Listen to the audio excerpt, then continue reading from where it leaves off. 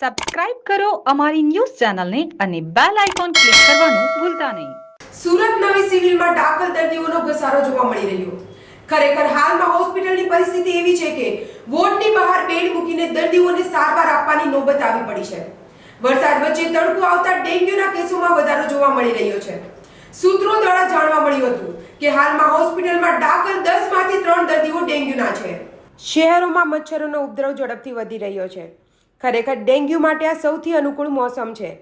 તબીબોનું કહેવું છે કે વરસાદ વચ્ચેનો તડકો એ ડેન્ગ્યુના પ્રજનન માટે શ્રેષ્ઠ સમય છે. ભરેલા પાણીમાં તડકો જેમ પડે છે તેમ મચ્છર ઝડપથી વધે છે અને ટૂંક સમયમાં મચ્છરોમાં વિકાસ પામે છે. શહેરમાં હાલમાં આ સ્થિતિ છે છેલ્લા 10 થી 15 દિવસ દરમિયાન. ક્યારે તડકો તો ક્યારે હળવો વરસાદ થઈ રહ્યો છે.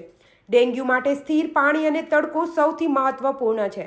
હવે આ ચિંતાજનક સ્થિતિ બની છે. ડેન્ગ્યુના 30% શંકાસ્પદ દર્દીઓ હોસ્પિટલમાં આવી રહ્યા છે. દાખલ દર્દીઓની પણ આવી જ હાલત છે. વોર્ડમાં દાખલ 10 દર્દીઓમાંથી 3 ડેન્ગ્યુના દર્દીઓ છે અથવા તેવા લક્ષણો સાથે છે. હાલમાં જ ડેન્ગ્યુના કારણે વધુ એક દર્દીનું મોત થતાં મૃત્યુઆંક 8 પર પહોંચ્યો છે. ડેન્ગ્યુના વધતા જતા કેસોને જોતા તંત્રએ આ બાબતને ગંભીરતાથી લઈને તાકીદે ધોરણે કામગીરી કરવી જોઈએ. જમના ન્યૂઝ, સુરત.